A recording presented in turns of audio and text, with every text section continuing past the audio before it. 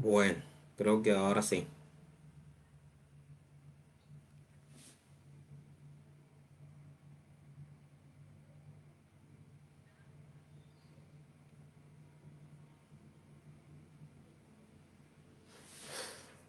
Sí, ahí estamos. ¿Me puede confirmar si así me escucha?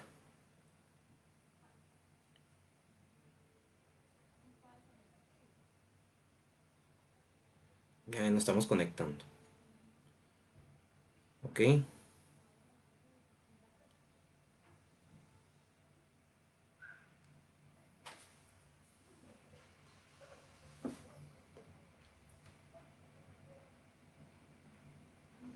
Bueno, ahora me confirma Miguel que ya se escucha. Pues buenos días a todos. Aquí, pues comenzando o retomando más bien las clínicas. Tuvimos un largo periodo de vacaciones. Espero que estén con las energías recargadas. Y pues vamos a comenzar hoy sí con todo. El tema de la clínica, pues definitivamente, como todas sus clases, yo me imagino que estarán como bastante, de alguna manera, sorprendidos con todo lo que está pasando, pero vamos a acomodarnos a la nueva normalidad y pues seguramente todo este año vamos a estar recibiendo clases así. En todo caso, yo los invito a que aprovechen su tiempo, traten de participar en el colegio de abogados, varias asociaciones apolíticas, incluso políticas, y digamos institutos o tanques de pensamiento, pues hacen bastantes transmisiones en vivo de capacitaciones. Y pues revisen ustedes que son bastante tecnológicos en internet. Ahí aparecen todos los cursos que ustedes que pueden acceder, ¿verdad? Y son gratuitos además. El mismo colegio de abogados está transmitiendo bastante contenido.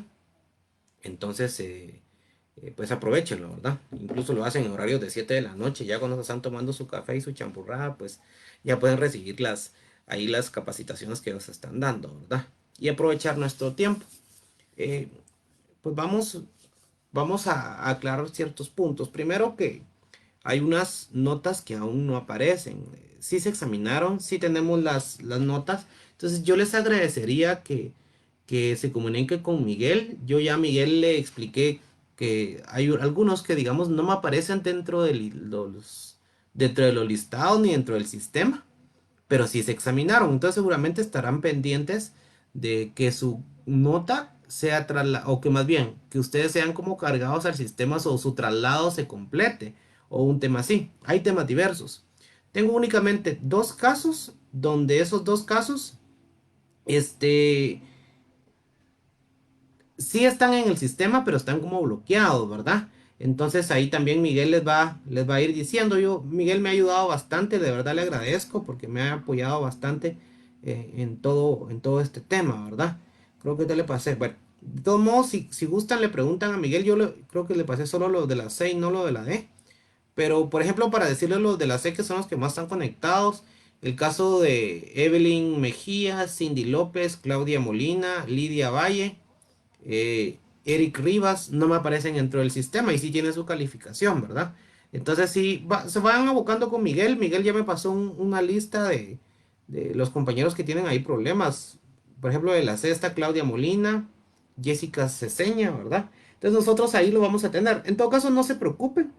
Tal vez Miguel les da la nota que tenemos se la manda por WhatsApp. No son muchos, son como unos 15 compañeros entre las dos secciones que tienen, que no se les puede cargar la nota. Así que Miguel tal vez se les da su nota ahí por WhatsApp y guarden su WhatsApp porque lo vamos a normalizar. Incluso lo que podemos hacer, vamos a crear un grupo de WhatsApp si quieren los que tenemos problema y ahí les vamos contestando. Bueno. Entonces, para continuar, pues hoy vamos a ver el proceso ejecutivo.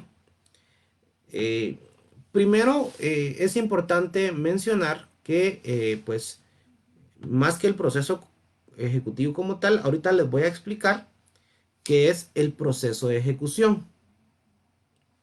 Que básicamente el proceso de ejecución eh, es un proceso que va dirigido a asegurar la eficiencia práctica de las sentencias de condena.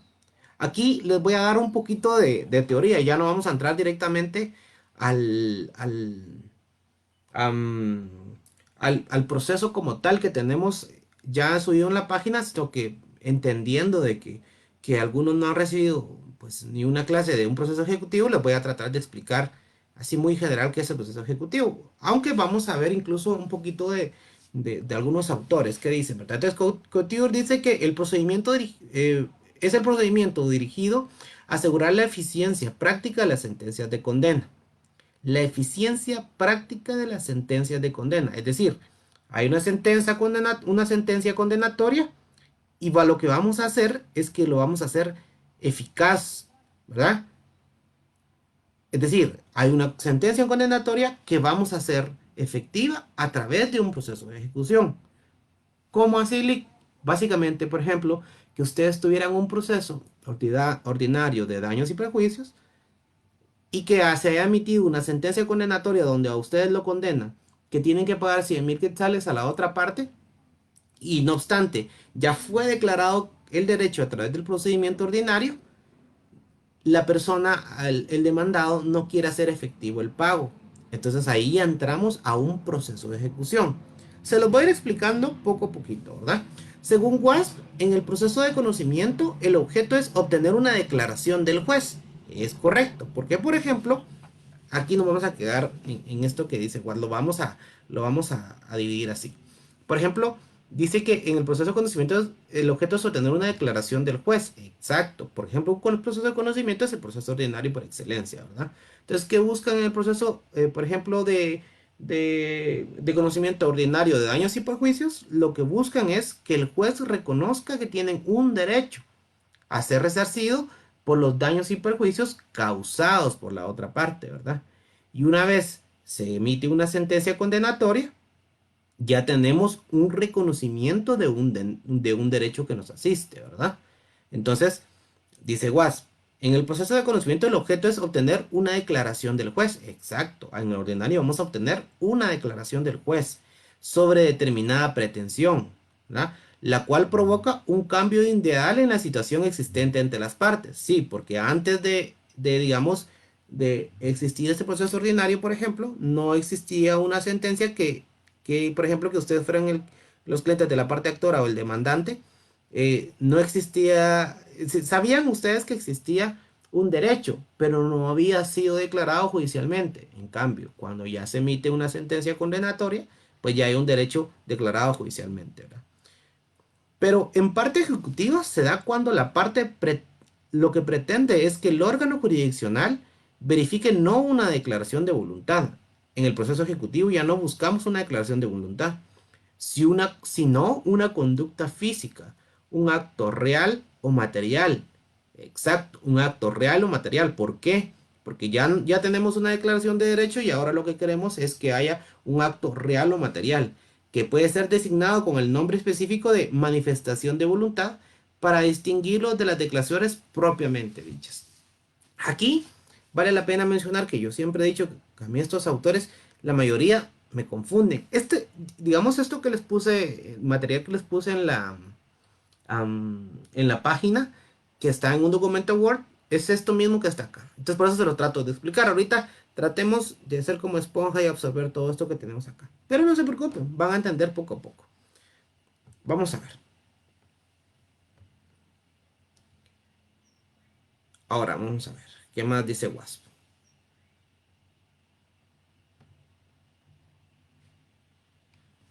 WASP indica las sentencias. Vamos a ver qué están diciendo los compañeros. Ok, ahí está. Las sentencias propiamente ejecutables son las de condena, no las declarativas ni las constitutivas. Exacto, porque por ejemplo, en el caso de una declarativa o una constitutiva que dentro de un proceso de divorcio, ¿verdad? O dentro de un proceso, por ejemplo, un ordinario de declaración de un documento, de un instrumento público, es una cuestión declarativa constitutiva. En cambio, por ejemplo, la sentencia en este caso que le pongo de daños y perjuicios, lo que tenemos es una condena, ¿verdad? Así como es preciso que se encuentre una conexión inencendible entre el proceso de conocimiento y el proceso de ejecución, ya que ambos presentan en forma autónoma e independiente. Por medio de la ejecución se hace patente el carácter coercible de la sentencia. Es correcto. Y por eso es que, digamos, tomé esta parte de los autores porque me parece que describen o me van a ayudar a describir realmente qué es un proceso de ejecución. Aquí no hemos entrado al ejecutivo común, estamos en el proceso de ejecución. Para describir qué es el proceso de ejecución, bueno, uno lee a estos autores sus libros sin antes entender el proceso, es bastante complejo entenderlo, ¿verdad? Porque, por ejemplo, leer ahorita, por medio de la ejecución se hace patente el carácter coercible de la sentencia. Se queda uno como, ¿qué? ¿What? ¿Qué es esto, verdad? Pero básicamente se lo voy a ir describiendo así. Por ejemplo, dice, por medio de la ejecución se hace patente el carácter coercible de la sentencia. Es correcto, porque digamos, el proceso de ejecución lo que busca es, vamos a buscar estas palabras, hacer patente el carácter coercible de la sentencia. ¿Cómo así, Lick? Bien, la sentencia está emitida, ¿verdad? Donde declaran que deben de pagar esa cierta cantidad de dinero por daños y perjuicios o a razón de daños y perjuicios. Pero, de todos modos, ustedes se pueden negar a pagarlas. Y digamos, la persona que fue demandada todavía puede decir, sí, pero yo no voy a pagar nada. ¿No? Ya fui condenado a daños y perjuicios, pero no voy a pagar. Así que entonces lo que hacemos es, a través del proceso ejecutivo, hacer que pague esta sentencia que fue emitida, ¿verdad? Entonces vamos a ver dentro de los procesos ejecutivos varios procesos, o el proceso de ejecución, varios procesos. Por ejemplo, hoy vamos a ver el proceso ejecutivo común, es decir, que tenemos el proceso llamado común, porque en la ley no lo van a encontrar como tal, pero digamos los autores lo llaman proceso ejecutivo común. También tenemos un proceso en la vía de apremio. Tenemos además ejecuciones especiales, por ejemplo, la ejecución especial de dar, de hacer, de no hacer, de escriturar. Y las vamos a ver.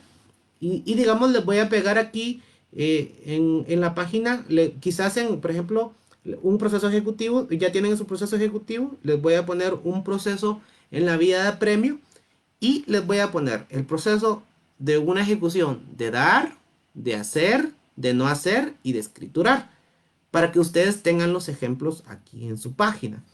Por supuesto, en las ejecuciones especiales, bueno, y hay ejecución de sentencia del extranjero también, que les voy a dar algunos ejemplos ahí de unos procesos de la oficina para que ustedes lo tengan. Entonces, pues hoy básicamente vamos a tratar de explicar qué es el proceso ejecutivo, ¿verdad? Para poder después ya entrar en la práctica como tal. Por eso es que estoy describiendo el proceso de ejecución como tal. Dice Couture, la coerción permite algo que hasta el momento de la cosa juzgada o del título ejecutivo era judicialmente imposible. ¿Por qué? Porque digamos, ustedes pueden tener un título ejecutivo o una sentencia emitida. Sin embargo, insisto, la persona puede decir, ok, si te debo, ya fue declarado en un proceso como tal o tienes el título ejecutivo, pero no voy a pagar, ¿verdad? Entonces, cuando la persona se niega a pagar, lo que deben de hacer es que iniciar un proceso ejecutivo, dependiendo, ejecutivo común, ejecutivo en la vía de premio, o bien cuando no es una cantidad líquida exigible, sino que más bien es de dar, hacer y no hacer, entonces ya pues vamos a las ejecuciones especiales, ¿verdad? O una ejecución de sentencia, que eso ya se los voy a explicar. Eh, Dice, la invasión de la esfera individual ajena y su transformación material para dar satisfacción a los intereses de quien ha sido declarado triunfador de la sentencia. Ya no se va a tratar de conseguir algo con el concurso del adversario, sino que contra su voluntad. Es correcto lo que dice aquí Couture. Porque acuérdense ustedes que le guste o no le guste a la persona que vamos a ejecutar, que en este caso ya no pasa a ser demandante y demandado, ¿no? Sino que ejecutado y ejecutante. Entonces, el ejecutado, perdón, no va a tener, digamos, él se puede negar a pagar en las sentencias o digamos que tengamos una garantía con hipoteca. Entonces, él va a indicar, igual yo no lo voy a pagar, pues a pesar de que tenga reconocida una deuda o hay un reconocimiento de deuda en un documento legalmente aceptado, pero él dice, pues igual, ahí está, pero yo no voy a pagar. Entonces, lo que hacemos nosotros, así no sea la voluntad de él, vamos a ejecutar esto, ¿verdad? Por eso dice Was, veamos muy bien, ahora sí entendamos. Couture dice, la coerción permite algo que hasta el momento de la cosa juzgada o del título ejecutivo era judicialmente imposible, como dijimos. La invasión en la esfera individual y su transformación material para satisfacción a los intereses de quien ha sido declarado triunfador de la sentencia. Ya no se va a tratar de conseguir algo con el concurso del adversario, es decir, con su venia o no, ¿verdad? Sino que contra su voluntad, ¿verdad? Así básicamente va esto. Bueno, vamos a ver qué más.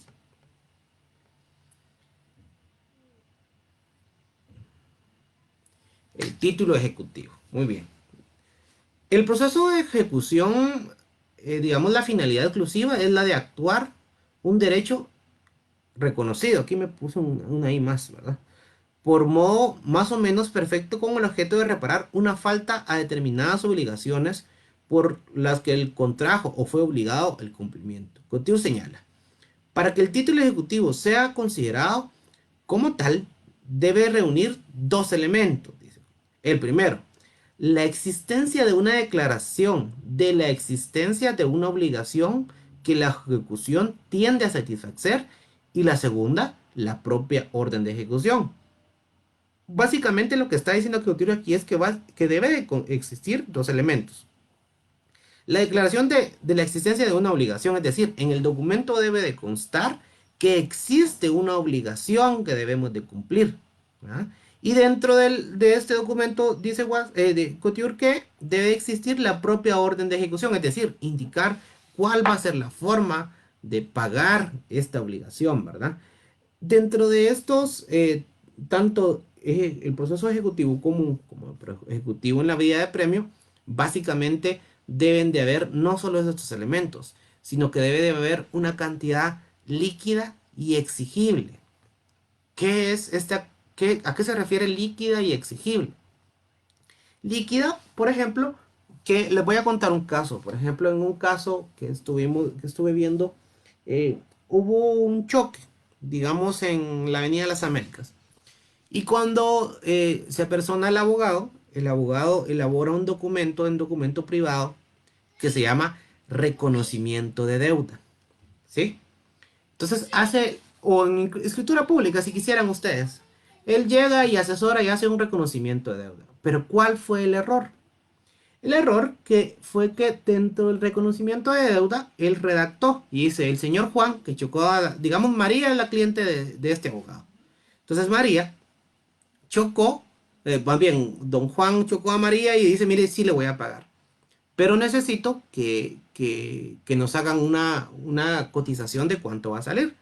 Entonces no tenían una cantidad cierta, ¿verdad? Entonces lo que hizo digamos, el abogado fue que dentro del documento, él elaboró el reconocimiento de deuda e indicó que hubo pues todos los datos, ¿verdad? Que hubo un choque a tal y tales horas, que el señor Juan se hace responsable de pagar todo el dinero que va a gastar la señora María en reparación de su vehículo. Y él dice, este es un título para que después, si no quiere pagar, lo ejecutamos, ¿verdad? Y le dice, entonces, doña María, la señora que chocaron, se queda tranquila porque supuestamente tiene una buena asesoría del abogado, ¿verdad? O del notario. Entonces, él manifiesta en el documento que la cantidad a la que asciende el choque, indica él, será la que el dueño del taller tal y tal nos elabore y se adherirá o se sumará a este documento que estamos elaborando. Es decir, no, digamos, no se manifestó una cantidad líquida dentro del documento, sino que más bien dijo, será la cantidad que se detallará en la cotización adjunta, por ejemplo. Por darles un ejemplo. O bien, o la cotización que dará el señor del taller Los Primos S.A., por ejemplo. Entonces, en ese documento que le llamamos ahorita, en este momento, reconocimiento de deuda, no se manifestó una cantidad líquida, quizás sí exigible, porque él dice, quien hará efectivo el pago de esto el día 20 de julio del 2020, por decirle algo, o el día 15 de julio del 2020, después de la cotización, manifiesta él en el documento. Entonces, en este documento, a pesar de que sí es un reconocimiento de deuda y es un documento privado, con firma legalizada, si ustedes quieren, entonces él todo feliz con su documento y dice, bueno, mire, doña María, aquí cualquier cosa que no le quiera pagar, lo ejecutamos. Y esto es un caso real. Y resulta que cuando él trata de iniciar el proceso ejecutivo, que aquí sería a través de un ejecutivo común, él simplemente el juzgado se lo rechaza. ¿Por qué se lo rechaza? Porque no cuenta con una cantidad líquida, quizás sí exigible, pero no líquida. Porque ¿a qué me refiero con la liquidez? Que tiene que ser una cantidad exacta, una cantidad detallada. Por ejemplo, él pudo haber dicho que, que el monto asciende a 25.000 quetzales que deberá pagar. Esa es una cantidad líquida. Pero si él indica en el documento que será según la cotización adjunta, allí no hay cantidad líquida. Digamos, yo creo que él es estudiante de San Carlos, de aquellos que compraron los discos que venden afuera de la facultad, donde dice 101 documentos, 101 documentos eh, privados, tantas escrituras públicas y 15 o 20 quetzales creo que cuesta allá fuera de la facultad, que son unos documentos que yo creo que los prontuarios que hacemos nosotros los sacan y los venden, ¿verdad? Entonces ya cuando están en la calle utilizan esos documentos y contienen estos errores, porque básicamente como no estuvieron en esta clínica, entonces ellos salen a la calle y ya cuando encuentran los problemas en la calle ya comienzan a reparar todo esto y ahí van aprendiendo, ¿verdad? Por no poner atención seguramente.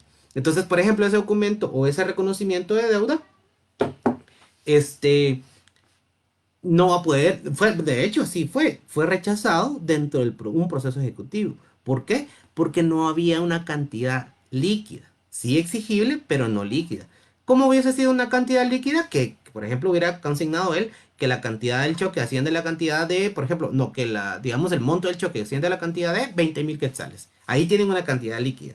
Y hubiera establecido, y que además tendrá que ser efectivo digamos, el 15 de julio del año 2020. Ahí sí hubiéramos cumplido con que sea una cantidad líquida y exigible. Hasta ahí, hasta ahí. Pero no se preocupen que le voy a dar un espacio para que vayamos preguntando. Porque ahorita vamos un poquito de doctrina, entonces ahí como que con esto a veces nos perdemos un poco, ¿verdad? Porque estos autores sí nos instruyen bastante, sin embargo a veces es un poquito difícil entenderles. Bueno, vamos a ver qué más. Según la doctrina, el título ejecutivo puede ser de dos formas, judicial y extrajudicial. ¿Cómo así, Lick? Bueno, miren, pues, judicial, porque puede ser, por ejemplo, en el tema judicial, puede ser una sentencia, autoridad pasada a cosa juzgada, es decir, ya no hay, digamos, que tenga firmeza o esté ejecutoriada, es decir, que ya no exista ningún recurso pendiente, ¿verdad? Entonces, además, puede ser también una confesión judicial, que esto es básicamente, entraríamos a ver que en la sentencia de la confesión judicial podrían ser estos documentos de tipo judicial. ¿Y qué se refiere el autor con extrajudicial? Básicamente este ejemplo que estábamos poniendo, y hay varios y los vamos a ver. El documento privado con firma legalizada, ¿verdad? Eso es extrajudicial porque no es judicial, sino que más bien es un documento que está fuera del conocimiento de los jueces, ¿verdad? Y pues otra cosa que le llaman convencional o administrativo. El convencional, que dijimos, resulta del reconocimiento hecho por el deudor a favor del acreedor de una obligación cierta y exigible, al cual se le atribuyen efectos análogos a la sentencia. El administrativo, que esas son otras, digamos, otras divisiones de este tipo de título ejecutivo, que se los pongo, digamos, como ejemplo para que vean que ahorita que estamos viendo un poquito de doctrina. Sin embargo, ya en nuestro proceso van a ver que nada de esto, pues lo vamos a poder ver, sino que básicamente vamos a ver un caso real. El administrativo generalmente se aplica para el cobro de ciertos créditos, como por ejemplo impuestos y multas. Los títulos judiciales y extrajudiciales podrían no presentar diferencias. Sin embargo, las leyes sí las hacen en cuanto al procedimiento de ejecución respectivo. Es correcto. Digamos, una de las diferencias básicas entre un proceso ejecutivo común y un proceso en la vía de apremio, ejecutivo en la vía de apremio, es los títulos a partir de los cuales se inicia un proceso y el otro. Por ejemplo, les voy a poner este ejemplo que les puse hace un momento. Digamos, figúrense ustedes o díganme ustedes si hay una diferencia entre un documento elaborado por un notario con firma legalizada o una sentencia que fue emitida a partir de un proceso que nos llevó un par de años, ¿verdad? Y que el juez dice, ok, incluso pasa a apelación, digamos, y pues se puede presentar casación si ustedes quieren. ¿Qué diferencia hay entre un documento que realizan ustedes el mismo día y que ese mismo día legalizan las firmas a un documento que es una sentencia que pueden pasar hasta 4 años ustedes en el proceso hasta obtener esa sentencia? Es decir, la diferencia entre un proceso privado o digamos un documento privado y una sentencia, pues yo creo que es abismal, ¿verdad? Y por eso mismo es que, por ejemplo, el documento privado se ejecuta a través de un proceso ejecutivo común y la sentencia se ejecuta a través de la vía de apremio. Básicamente, en esto quiero que ustedes pongan atención, ¿verdad? Entonces, aquí hay básicamente una diferencia, ¿verdad? Dice Itzhak Chaconsecu, no sé si será mi internet, pero se corta. Fíjese, Itzhak, que sí me ha dicho que medio se corta un poquito la señal. Yo ya revisé mi internet, honestamente, y pues mi internet está bien, la velocidad de mi internet está bien. Pues ahí sí que, ahí por todo tocó contratar incluso hasta más velocidad a ustedes, porque todo ahora es por internet. Y sí está funcionando bien, incluso están reproduciendo en otra habitación YouTube y no sé qué más cosas y está corriendo bien, ¿verdad? Pero bueno, vamos a tratar de avanzar. Eh, entonces les decía las diferencias a través de los cuales se va a ejecutar. Uno es la ejecutivo común y otro es el ejecutivo en la vía de apremio. Sí, a mí incluso me aparece, espérenme, es que de verdad que es incómodo que no puedan escucharme bien. Bien, bien, ahorita se me están escuchando. Bueno, miremos. Entonces, la diferencia entre un ejecutivo común y una ejecutivo en la vía de apremio. Básicamente, el ejecutivo común eh, tiene un breve proceso de cognición, es decir, que hay un proceso donde se dirime la fuerza ejecutiva de ese documento. ¿Por qué? Por ejemplo, en el proceso ejecutivo común, digamos que este documento privado con reconocimiento de firmas o con la delegación de firmas, este, se va a ejecutar a través del ejecutivo común. ¿Por qué? Porque el ejecutivo común va a llevar una breve fase de cognición donde se va a determinar o se va a dirimir dentro del proceso judicial ejecutivo si ese documento privado tiene fuerza ejecutiva o si es legal. A ver, ¿por qué, Lick? Miren, pues, por ejemplo, imagínense ustedes que uno de los abogados que se prestan a ciertas cosas, bueno, ya lo habrán visto ustedes en la noticia y hay bastante expreso, ¿verdad? No me lo tengo que inventar yo.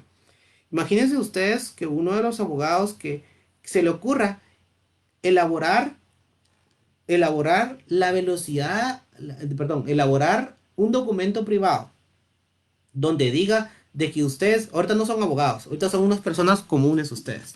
Imagínense que un abogado elabore un documento donde él indique que ustedes chocaron a otra persona y que deben 50.000 quetzales. Y aparte él falsifica, o más bien se inventa, la legalización de firmas. Y con eso después a ustedes los quieran embargar su sueldo, les quieran embargar sus cuentas, los quieran arraigar y les quieran cobrar. Creo que eso no es lógico, ¿verdad? Y por lo tanto, ese documento, a través del procedimiento común, es que se va a dirimir su fuerza ejecutiva. Es decir, ¿a qué me refiero? Ahí vamos a ver el proceso como tal. Pero ¿a qué me refiero que se va a dirimir su fuerza ejecutiva? Es que básicamente ahí se va a ver una breve fase de cognición donde ustedes van a presentar el documento dentro del proceso ejecutivo y el juez va a tener un breve periodo de prueba, digámosle así, donde va a determinar si tiene o no esa fuerza ejecutiva. Va a pedir alguno, por ejemplo, ¿cuáles son los medios de prueba que ya vimos nosotros? Yo creo que todavía en las clases vimos los medios de prueba, no por acá, sino que vimos todavía los medios de prueba. Aquí el juez, por ejemplo, podría pedir, por ejemplo, un dictamen de expertos, ¿verdad? Para determinar si efectivamente existen vehículos o podría hacer un reconocimiento judicial para ver si efectivamente los datos que están consignados en este documento privado son o no son reales, pues, porque imagínense ustedes que queramos ejecutar a cualquier persona por un documento que elabora un notario y que legaliza las firmas, ¿cuántas personas estafadas no existieran, verdad? Entonces, por aquí básicamente la lógica dentro del proceso, ¿verdad? Porque esto dependiendo del documento va a ser dependiendo del proceso, porque en el ejecutivo común, como les acabo de decir, se va a dirimir esa fuerza ejecutiva. Se va a determinar si es documento legal o no es documento legal. En cambio, en el proceso en la vía de apremio, ahí ya no va a haber esa fase de cognición. ahí en el proceso de vía de premio, de una vez entramos a la ejecución. Es decir, ustedes presentan dentro del proceso de la vía de premio su sentencia y de una vez solicitan medidas precautorias. ¿Como cuáles? Por ejemplo, una medida precautoria de arraigo. Digamos una medida, tenemos también el proceso de embargo de cuentas, embargo de sueldo y hay más medidas coercitivas, ¿verdad? Y ahí dentro del proceso de la vía de premio ya no va a existir esa fase de cognición, ya no va a existir esa fase en la cual se va a dirimir si es legal o no legal el documento. Porque ¿qué van a estar dirimiendo ustedes? Si es legal o no. Una sentencia que emitió un órgano jurisdiccional competente, que emitió incluso que fue pasado en una apelación, ya no van a entrar a dirimir eso. Entonces vamos a entrar directamente al proceso de ejecución. Y aquí vienen las diferencias. Intentamos entonces. Las diferencias entre el ejecutivo común y la vía de premio básicamente pasa por digamos, a partir de los documentos que ustedes van a ejecutar uno y otro. Y ahí vamos, aquí vamos a describir los documentos a partir del cual vamos a ejecutar el proceso ejecutivo común. Y también en la otra clase vamos a ver los documentos a partir de los cuales vamos a ejecutar en la vía de premio. Entonces, las diferencias son documentos a partir de los cuales se ejecuta y esa breve fase de cognición que va a existir entre uno y otro por lo que les acabo de explicar, ¿verdad? Bueno, dice, Alcina señala, el título que le sirve de base puede ser una sentencia, un reconocimiento extrajudicial, justo los casos reales que le acabo de explicar, o un acto administrativo. Y de ahí que las leyes procesales distingan entre ejecución de sentencia, ejecutivo común y ejecutivo de la vía de premio. Ahora sí lo entendemos. Si ustedes hubieran leído únicamente esto, entonces, pues hubiera sido difícil leer, entender. Digamos que ustedes leyeran el libro de Alcina y él señala en su libro, el título que le sirve de base puede ser una sentencia, un ordenamiento extrajudicial o un acto administrativo. Y de ahí que las leyes procesales distinguen entre la ejecución de sentencia ejecutivo y ejecutivo de apremio. Y se queda uno como que, bueno, ¿y esto cómo se come, verdad? Y sin embargo, ahora que usted ya entiende que puede ser una sentencia después de un procedimiento, un reconocimiento extrajudicial, es decir, un reconocimiento de deuda con legalización de firmas en el caso que les puse, o un acto administrativo. Es correcto. Por ejemplo, ¿cuál sería un acto administrativo? Bueno, podríamos tener un documento que se emite dentro de una oficina que tiene una garantía hipotecaria. Por ahí va el tema del acto administrativo. Y ahí les voy a ir explicando ahorita más adelante. Veamos qué más. Bueno, lo que vimos como tal fue el juicio ejecutivo. No, el proceso de ejecución. Ahora entramos como tal al juicio ejecutivo, ¿verdad? Entonces, ¿qué es el juicio ejecutivo? Según Was, es el juicio ejecutivo en el derecho español. Aquel proceso de cognición común, ahí vamos a lo que le acabo de explicar. Vean, cognición común. Es decir, hay una breve fase de cognición.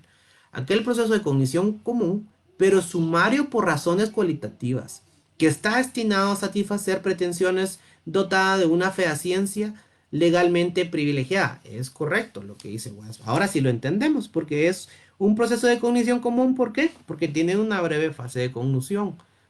Pero sumario por razones cualitativas, sí. Porque después de esa breve fase de cognición es sumamente corto digamos, el proceso para poder ejecutar a una persona, como lo vamos a ver en la descripción del proceso.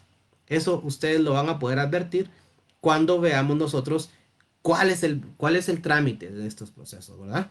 Que está destinado a satisfacer pretensiones dotadas de una fehaciencia legalmente privilegiada. Es correcto, ¿verdad?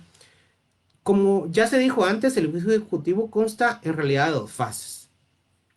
Una puramente cognitiva, bueno, eso se lo dije yo, ¿verdad? Y la otra abreviada.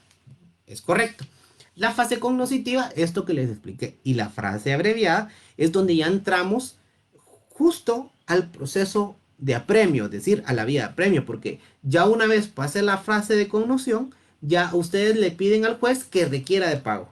Entonces, él lo que va a hacer, y ahorita no se preocupen, más que por entender, más bien por escuchar y entender, porque después vamos a describir el proceso y ahí lo van a ver bien. Pero después de la fase de cognición en el Ejecutivo Común, ya hay una fase donde se le va a requerir de pago a la persona, y si esta persona no paga después de hecho el requerimiento de pago, se pueden se puede embargar sueldo, por ejemplo, se puede arraigar, ¿verdad? Embargar cuentas. Imagínense ustedes que no puedan ustedes mover el dinero que tienen en su cuenta. Ahí sí, pues ya es una fase. Imagínense que tengan 200.000 quetzales en su cuenta y que esos 200.000 quetzales ustedes venden carros, por ejemplo, y que esos 200.000 quetzales no los puedan ni tocar, no los puedan ni sacar ni mover, nada, no pueden hacer nada, está embargada la cuenta. Entonces ahí sí los va a obligar a pagar lo que deben, por ejemplo, ¿verdad? Que eso lo vamos a ver dentro de los casos reales que vamos a presentar, ¿verdad? Bueno, entonces decía que el juicio ejecutivo cuesta en realidad de dos fases. Una puramente cognoscitiva, que fue lo que explicamos, abreviada, que finaliza con la sentencia de remate. Y la otra que es propiamente la vía de premio, tal como les estaba explicando, ¿verdad? Muy bien.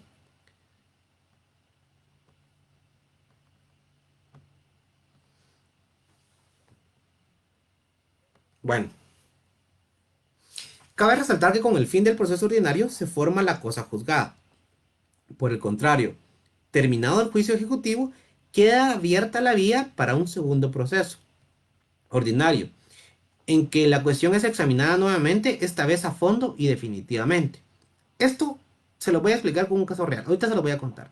Es decir, este proceso que tuvimos del documento privado con firma legalizada, que costaba un reconocimiento de deuda, puede ser revisada después de pagado en un proceso ejecutivo común, ¿verdad? Perdón, en un proceso ordinario. ¿Ah? Pero eso para que lo sepan, pero lo vamos a ver en un caso real. También se puede precisar que no hay un distinto trámite para la ejecución de obligaciones civiles o mercantiles. Sí podemos, al igual que lo hace WAS, decir que hay un juicio ejecutivo común para mayor parte de los títulos que reconoce el código y un proceso cambiario para los títulos de crédito, en vista de normas especiales que existe en el Código de Comercio en cuanto a la oposición del deudor, ¿verdad? Es decir, los documentos mercantiles los vamos a poder ejecutar a través de un ejecutivo común o una vía de premio, depende, y que van a ser exactamente igual. Lo que sí va a cambiar únicamente porque hay normas especiales en el Código de Comercio en cuanto a la oposición del deudor. Vamos a ver qué más considere. Ok.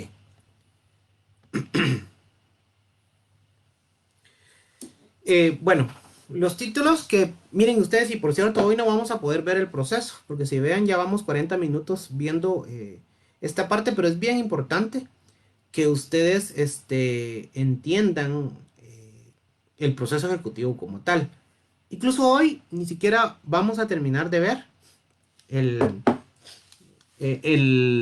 la tramitación del proceso, digamos el proceso, sino que vamos a ver únicamente teoría y vamos a describir cómo es. Y les voy a ir poniendo casos reales. ¿Por qué? Porque en la próxima clase lo que vamos a hacer es que les voy a recordar un poquito lo que vimos ahorita muy rápido y les voy a describir cómo es la tramitación del proceso y entramos directamente al caso real, ¿verdad? Porque quizás hoy se pueden perder en todo esto, así que si algo se les pasó o no comprendieron, aparte de que les voy a responder sus dudas, aparte de que les voy a responder sus dudas, pueden volver a ver el video, ¿verdad? Y en la próxima clase, pues ya preguntamos o pues ya entendido esto, pues ya vamos a poder entrar a ver el caso real. Bueno. Entonces, vamos a ver ahora los títulos que permiten la promoción del juicio ejecutivo. Es justamente lo que les acabo de explicar. Aquí nosotros lo que vamos a hacer en este momento es que vamos a describir los documentos a partir del cual se puede promover el juicio ejecutivo. Recuerden, hay documentos especiales para promover el juicio en la vía de premio y hay documentos especiales para promover el juicio ejecutivo. En ambos procesos de juicio ejecutivo común o en la vía de premio tiene que existir una cantidad líquida y exigible. Ya les dije yo, ¿verdad?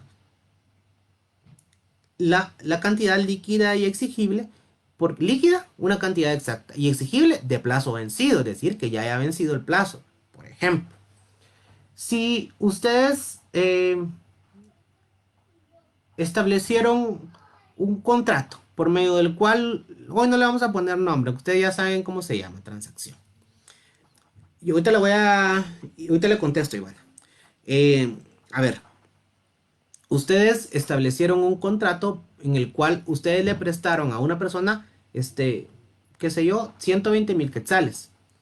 Y quedó establecido de que cada primero del mes ustedes iban a pagar 10,000 quetzales a la persona que le dé.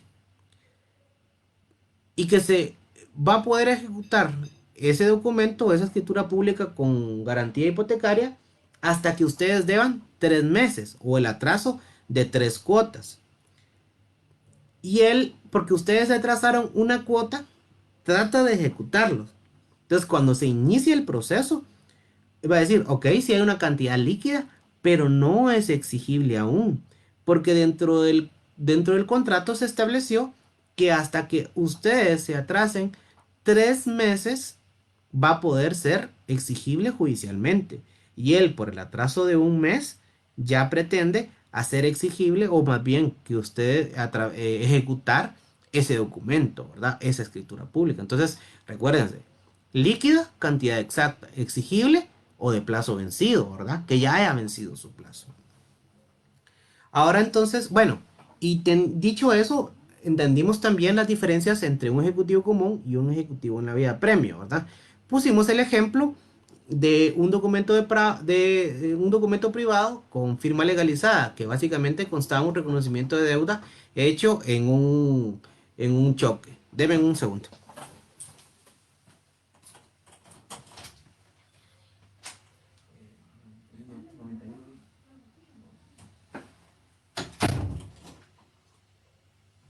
Bueno, entonces,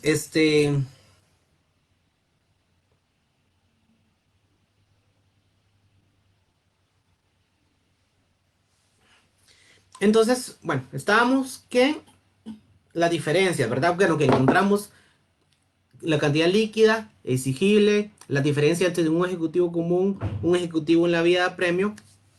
Y además, tenemos que entender que los documentos a partir de los cuales am, ejecuta uno y el otro. Hoy vamos a ver el proceso ejecutivo común. Ya lo comenzamos a ver. Traten de entender hasta la parte que les estoy explicando en este momento. Luego ya vamos a entrar directamente al proceso, donde voy a explicarles la tramitación y vamos a ver el caso real.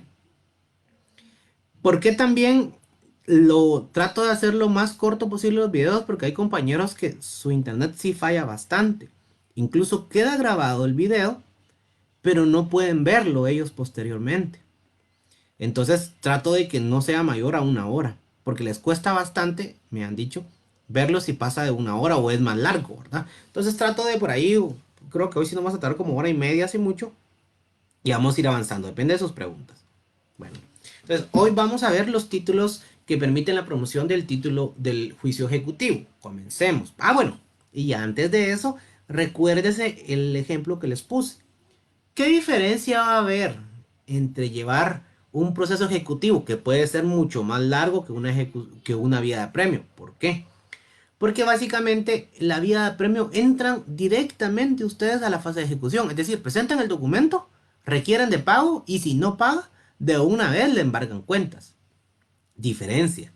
Proceso ejecutivo común lleva una fase de cognición, es decir, vamos a ponerle una fase de prueba, ¿verdad? Donde se dirime si tiene o no esa fuerza ejecutiva ese documento, ¿verdad? Entonces, por eso es que ahora le vamos a hacer mucho énfasis en los documentos a partir de los cuales se puede ejecutar. Ok, comencemos, pues, títulos que permiten la promoción del juicio ejecutivo.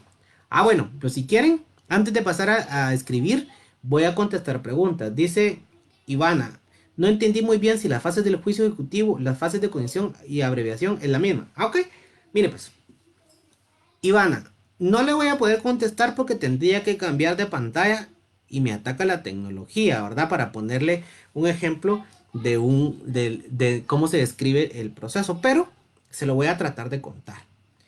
Básicamente, el ejecutivo común consta de dos fases. El ejecutivo común consta de la fase de cognición, digamos de ese breve periodo de prueba donde hay, llamémosle, una sentencia, y después de esa sentencia donde el juez dice sí, el título tiene fuerza ejecutiva, pasamos directamente a la fase ejecutiva, ¿verdad? Es decir, fase de cognición, fase ejecutiva, dentro del proceso ejecutivo común. A diferencia de la vía de premio, que de una vez estamos en la fase ejecutiva. Esto lo va a poder entender Ivana en la próxima clase con mayor claridad. ¿Por qué? Porque en la próxima clase les voy a mostrar el proceso como tal, la tramitación del proceso como tal. Entonces, ahí lo va a entender mejor. ¿Alguien más tiene una duda?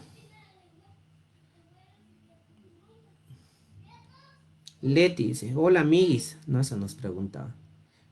Leti y Kaylin están contentas. Qué bueno que tengan buen humor. Porque así se nos olvida esto de esta situación. Así que me dicen si tienen alguna duda hasta aquí.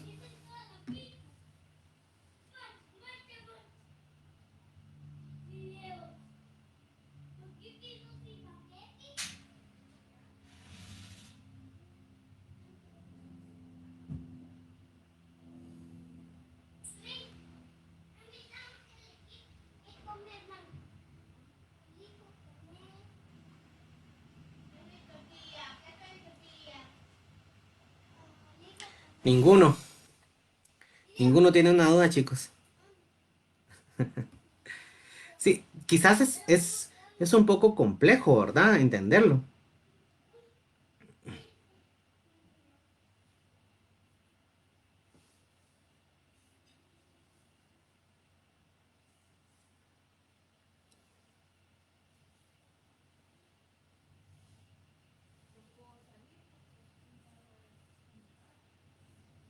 Ah, bueno, no tiene, dice Ivana y Scarlett, si van entendiendo.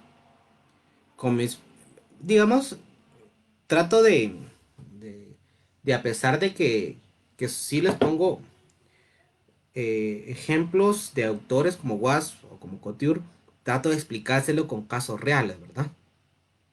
Para que ustedes vayan entendiendo. Y aparte yo sé que algunas ya lo han visto, ¿verdad? Pero vale la pena y quise, hoy sí, pues a petición de ustedes, antes de entrar al proceso como tal, porque para mí hubiese sido más fácil proyectarles el proceso, que entendieran un poquito esto. Pero bueno,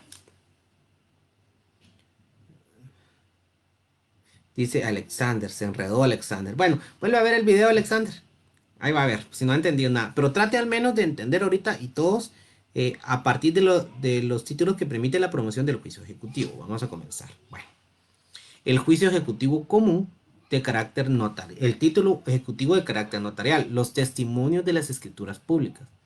Para el juez pueda despachar la ejecución con base a un testimonio de escritura pública, esta debe contener, como es lógico, una obligación de carácter ejecutivo, obvio, ¿verdad? Porque si no tiene una obligación de carácter ejecutivo, no me sirve de nada la escritura pública. O sea que la obligación que se reclama debe referirse a la cantidad, lo que les explicaba, líquida y exigible. Líquida, una cantidad exacta, y exigible, es decir, o de plazo vencido. El requisito de la liquidez establece que la determinación de la cantidad, lo que les contaba en el caso que les dije del choque, ¿verdad? En que consiste su certeza, venga expresada mediante una cifra numérica que señale matemáticamente el importe o cuantía de la reclamación que se formule. ¿Verdad? Entonces, básicamente en la escritura pública puede ser un testimonio de la escritura pública. Ustedes que ya Elige Álvarez Quiroz ya les enseñó esto, y si no, agárrense bien porque van a aprender bastante del magistrado, pero del doctor, pero también les va a costar, así que suerte.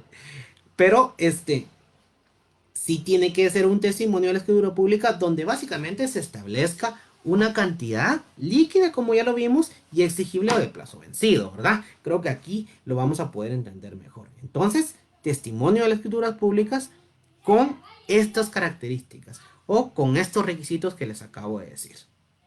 Vamos a ver qué más.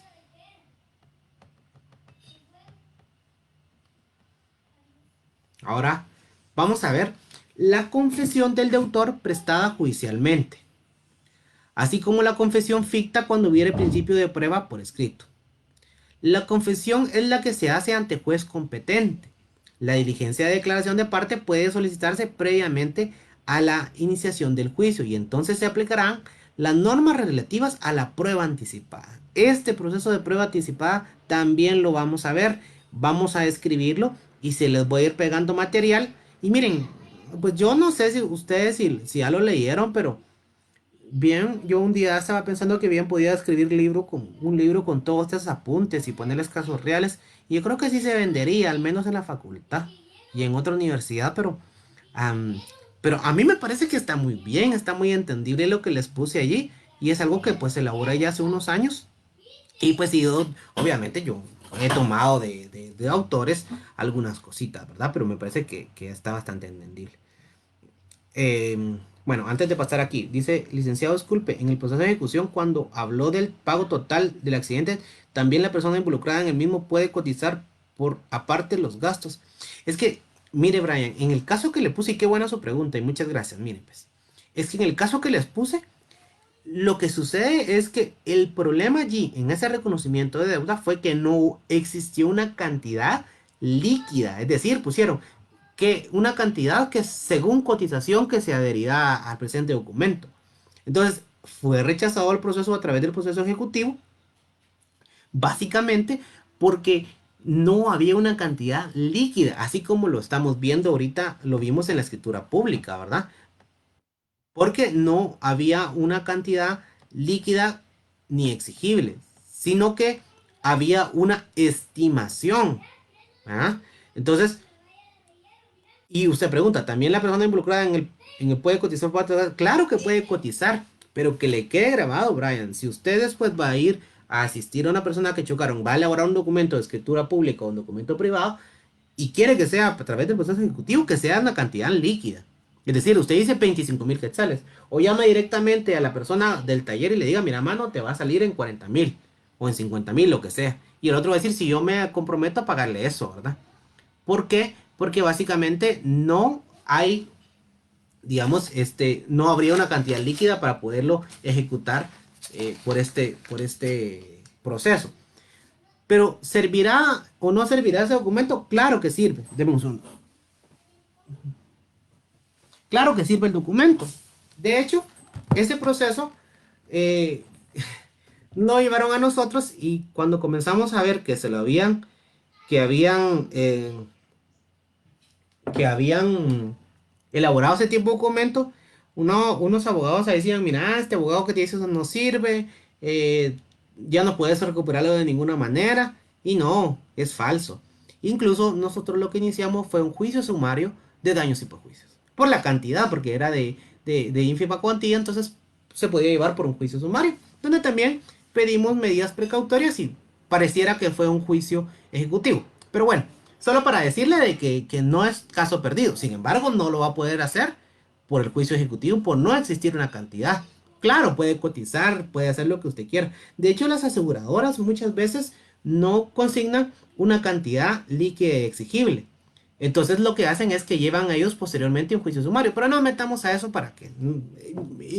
Por este medio cuesta bastante, ¿verdad? Si tuviéramos en la clase, creo que... Bueno, primero estuvieran comiendo y tomando café, ¿verdad?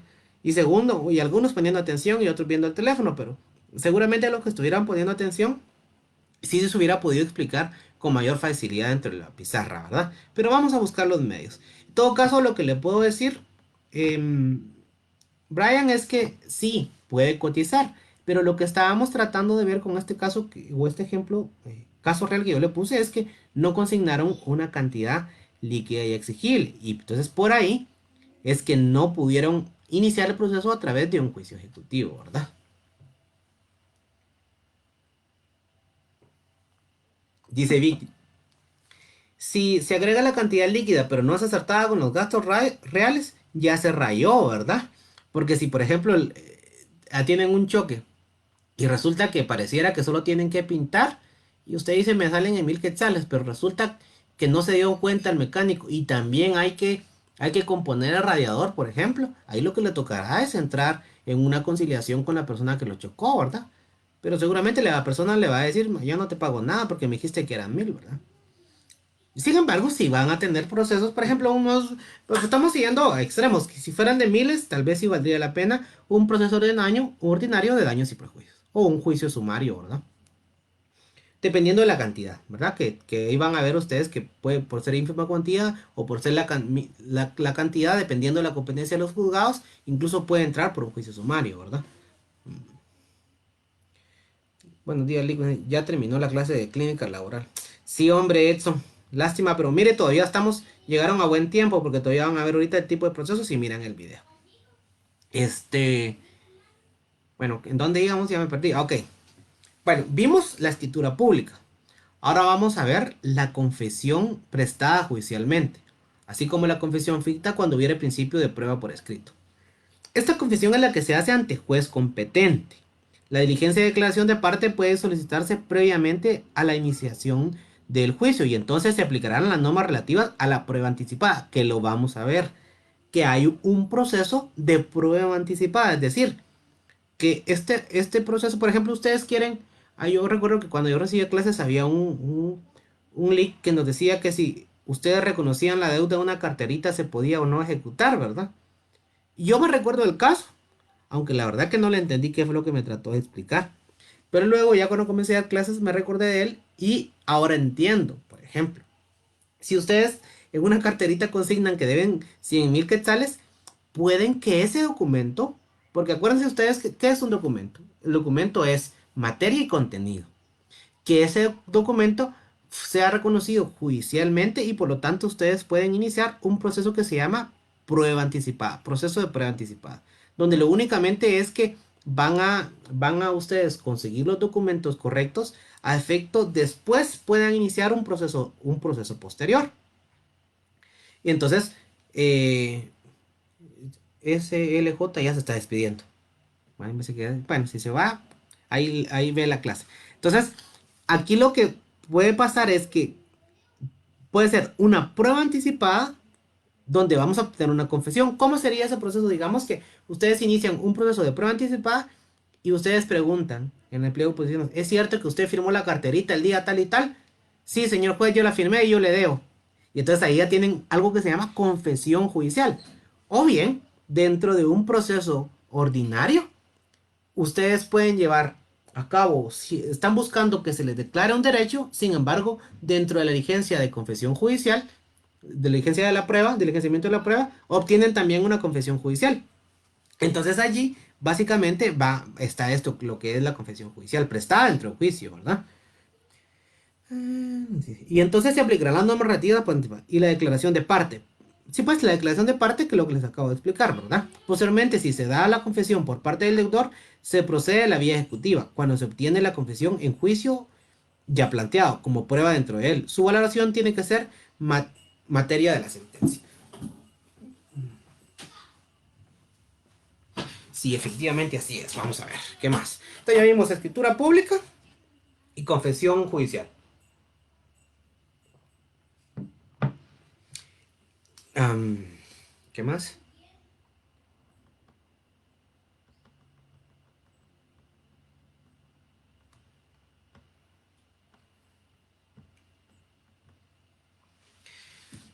Vamos a ver. Documentos privados suscritos por el obligado o su representante y reconocidos que se tengan reconocidos ante juez competente de acuerdo a los artículos 98 y 184 y los documentos privados de legalización notarial.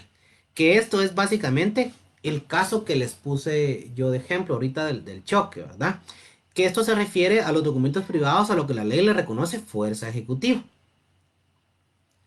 Pero los documentos privados, para que sean títulos ejecutivos, deben reunir ciertos requisitos de autenticidad, ya que de otra manera podrían utilizarse documentos falsos con grave perjuicio contra el ejecutado, en el caso que yo les ponía, ¿verdad? Imagínense que anden por ahí notarios haciendo documentos privados con firmas legalizadas donde dicen que ustedes deben y con eso a partir de eso los van a ejecutar, ¿verdad?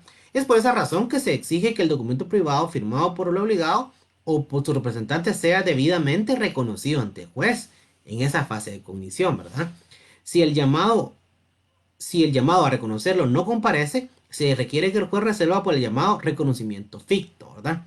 Aquí no nos perdamos que básicamente lo vamos a hacer en un caso real.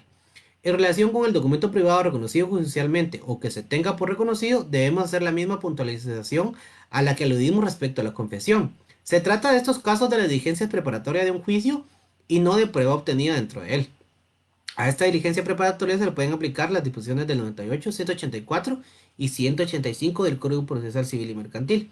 Hay que recordar que la ley de bancos también reconoce como títulos ejecutivos a los documentos privados cuyas firmas legalizadas o reconocidas ante notario, ¿verdad? Entonces, básicamente estos son documentos privados con firma legalizada, ¿verdad? Con legalización notarial o legalización de firma, ¿verdad? Ahí en los artículos 98 y 184 y el 185 vamos a encontrar más referente a esto. Vamos a ver qué más.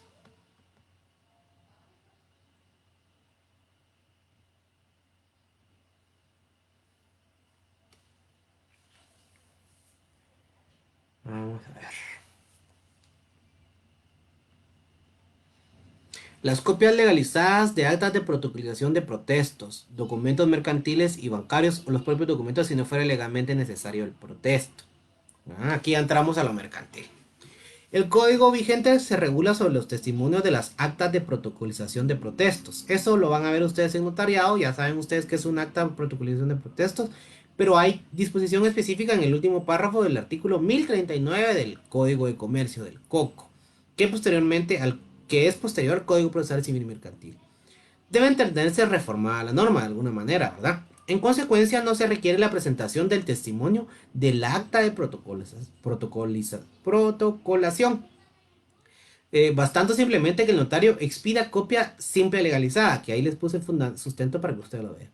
Esta norma del Código de Comercio se aprobó para evitarle al ejecutante el pago de impuestos de papel sellado y timbres que lleva dicho testimonio, aliviándole esta carga fiscal. Es correcto, porque digamos, si se emitía la protocolación, tenía que, pues, el uso del papel sellado y los timbres para tal efecto. Entonces, tenía que pagar esta carga fiscal o estos impuestos, ¿verdad? Estos títulos ejecutivos son los que dan origen al proceso cambiario, que aunque sigue el mismo desarrollo del juicio ejecutivo común, tienen disposiciones especiales en el Código de Comercio y por esta razón se trata por aparte. Se trata por aparte, pero se sigue justamente dentro de este mismo proceso. Yo no sé si el ejemplo que les puse o el caso real es de un proceso, de un proceso de un documento de comercio, creo que no. Bueno, lo vamos a ver. Pero también les puedo poner un ejemplo, les subo un caso de la ejecución de una letra de cambio, me parece. O bien, vamos a ver, pero vamos a ver. Pero igual les ofrezco que les puedo subir para que vean ustedes que no hay diferencia entre el proceso, pero dentro de cómo contesta y los derechos que tiene, digamos, las personas según las normas del Código de Comercio, va cambiando un poquito, ¿verdad? No el proceso, sino que la forma en que se va a dirimir, ¿verdad?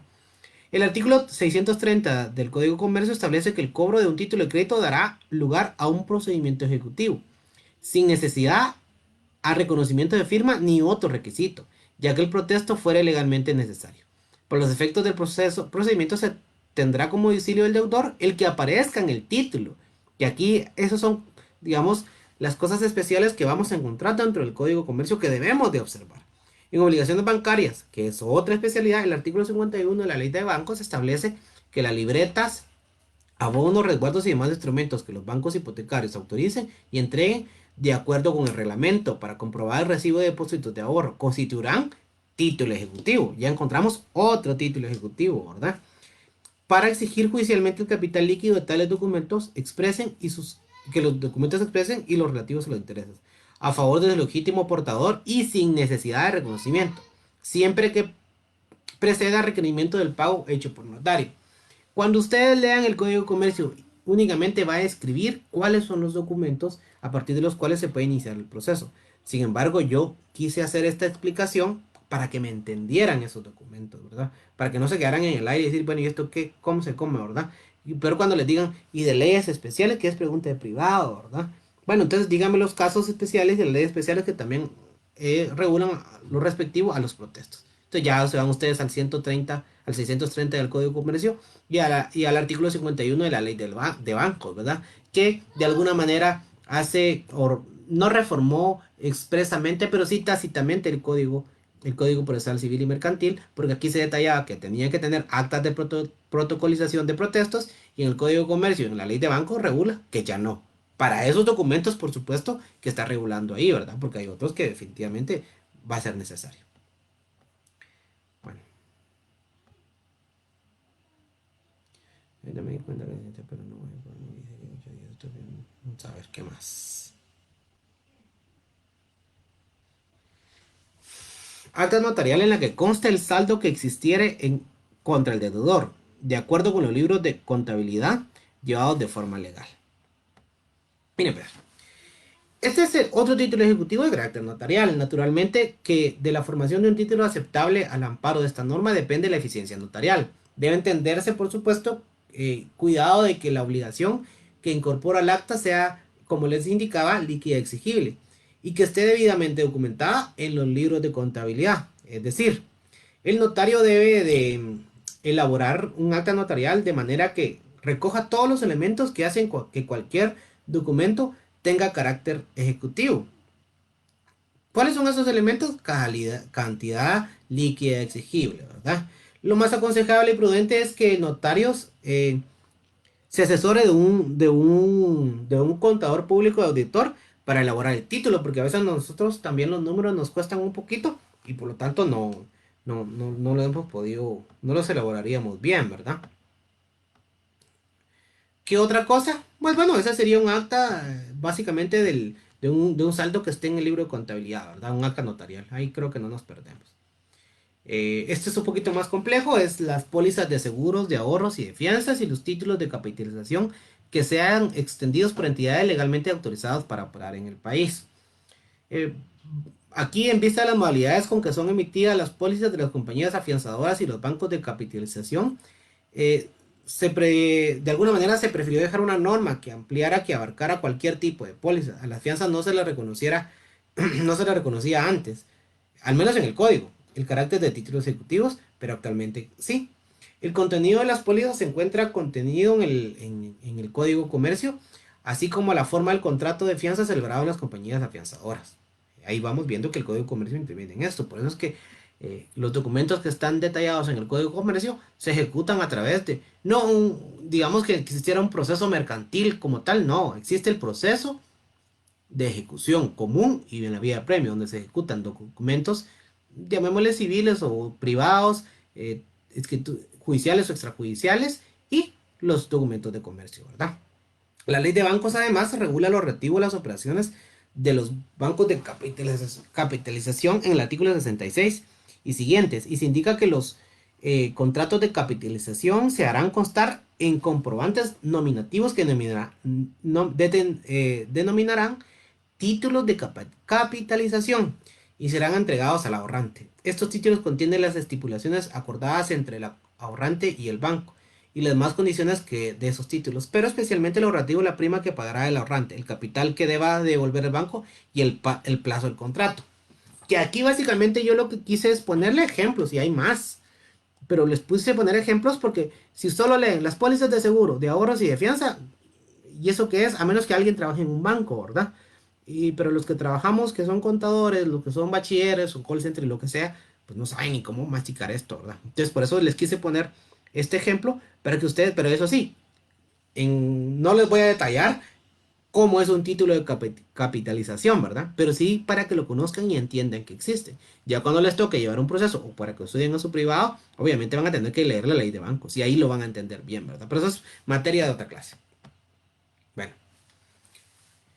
Y el último ejemplo que les quise poner fue que, vamos a ver, si lo miro aquí, sí, aquí lo miro.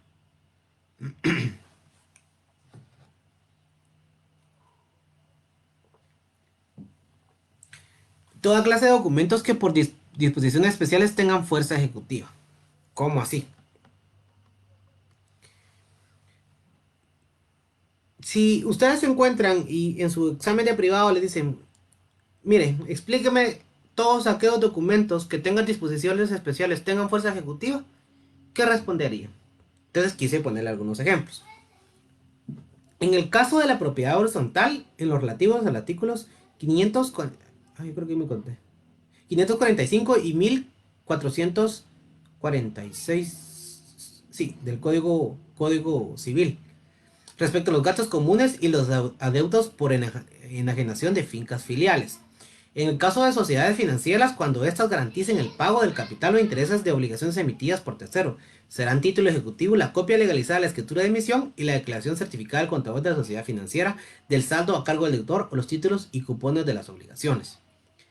Otra cosa, hay una ley de almacenes generales de depósito, ¿verdad? Que ya la van a ver ustedes en su oportunidad, pero se los quise poner como ejemplo para que lo tengan allí. Encontramos varios títulos ejecutivos como certificación de depósito y los abonos a prenda, sin necesidad de protesto. Bueno, acuérdense, hay más leyes especiales, pregunta de privado, requerimiento o diligencias alguna, ya sea por pedir devolución de los bienes o de pago de sumas adeudadas, los bonos de prenda por referirse a créditos prendarios que se ejecutan en la vía de premio. Aquí vamos a ir terminando ya. Bueno, ¿hay excepciones dentro del proceso ejecutivo? Sí, hay excepciones. Se establece que el ejecutado se opusiere deberá razonar su posición y si fuera necesario ofrecer prueba pertinente. ¿Cómo así? Es decir, por ejemplo, en esa breve fase de cognición que ustedes van a llevar, si ustedes van a interponer una excepción de falta de veracidad de los hechos, tienen que probarlo, ¿verdad? Pero eso lo vamos a ver dentro del proceso como tal, que ahorita solo se lo quise contar. Sin estos requisitos del juez no le puede dar trámite a la oposición. Si el demandado tuviera excepciones que oponer, deberá este, de- deducirlas todas por escrito en la suposición. El juez oirá por 2 días al ejecutante y en contestación o sin ellas mandará recibir las pruebas por el término de días comunes a ambas partes y si lo pidiera alguna de ella o el juez lo estimara necesario.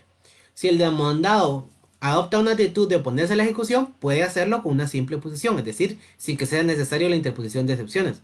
Si no interpone excepciones, su oposición debe ser razonada, esto con el objeto de que su oposición no sea sin fundamento. Es decir, cuando hay esa breve fase de cognición, ustedes se interponen, se oponen presentando excepciones, por ejemplo, la de falta de veracidad de los hechos, o bien simplemente se oponen, presentan su oposición y presentan sus pruebas, ¿verdad? Sin presentar excepciones, ¿verdad? Pero eso lo vamos a ver dentro del proceso. Y bien, ¿qué pasa aquí? Pues hay una sentencia, ¿verdad? De esa breve fase de cognición. El contenido de esta tiene particular importancia en el juicio ejecutivo, en efecto, tal como les dispone el artículo 332 del Código Procesal Civil y Mercantil. El juez, además de resolver excepciones alegadas si las presentaron, tiene que declarar si al lugar a hacer trance y remate de los bienes embargados y pago al acreedor por capital, intereses y costas. Para ver, incluso ahí se determina si el capital, intereses y costas procede de cobrarlos, ¿verdad? Pero puede también hacer otro tipo de condena, como sucede en el caso de la ejecución sea específica. Por ello puede ordenar la entrega definitiva de la cosa, ojo, la prestación del hecho a que se obligó el ejecutado, la suspensión de la obra que estuviera haciendo, contraviniendo con la obligación que contrajo, o bien su destrucción. Y en el caso de daños y perjuicios, según lo establecido en el 332 del Código Procesal Civil y Mercantil. La sentencia de segunda instancia, en los casos de la excepción de incompetencia fuese desechada en el fallo de primera instancia, se pronuncia sobre todas las excepciones y la oposición, porque, por ejemplo, si hubiese presentado una excepción de incompetencia, pues ya dejó de verificarse, fue a segunda instancia, entonces ya se va a pronunciar aquí por las excepciones y la oposición, siempre que no revoque lo decidido en la materia de incompetencia. Las sentencias en este proceso es tipo condenatoria, es decir, se condena.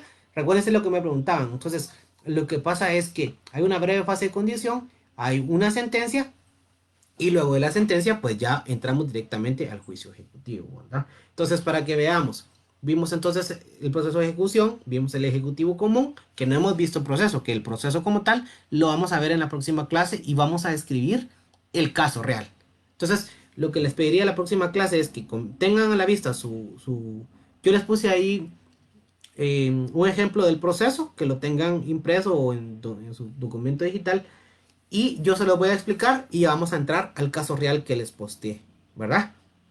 Hasta hoy entonces explicamos toda la teoría del proceso ejecutivo común. Así que pues traté de abarcar todo lo que se puede, ¿verdad? Así que ustedes me dicen si tienen alguna duda, los, los leo sería básicamente. Me dicen entonces.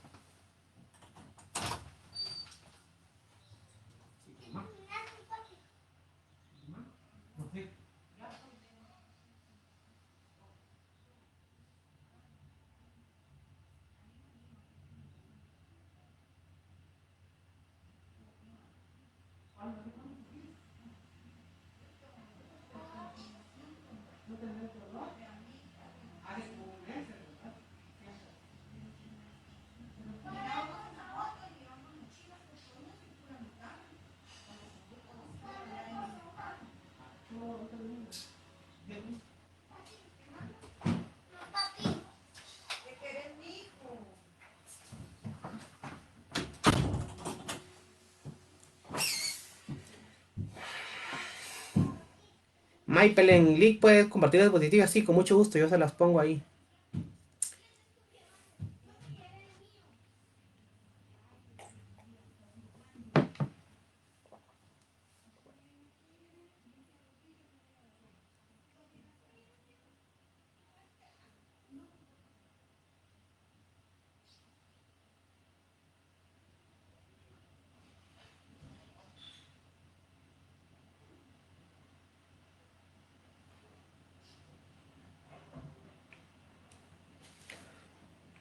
Entonces, no chicos, no tienen dudas. Bueno, eh,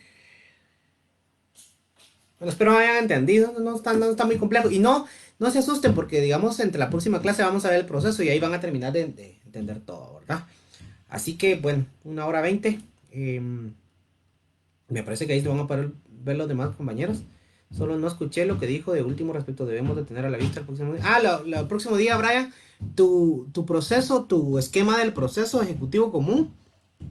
Y, y yo les voy a explicar el proceso, digamos ahí con el sustento legal. Y les voy a explicar también el proceso, el caso real que les posteé en la página, ¿verdad? Bueno, que me alegra que hayan entendido, chicos. Así que ánimo y que tengan feliz sábado y estamos en comunicación.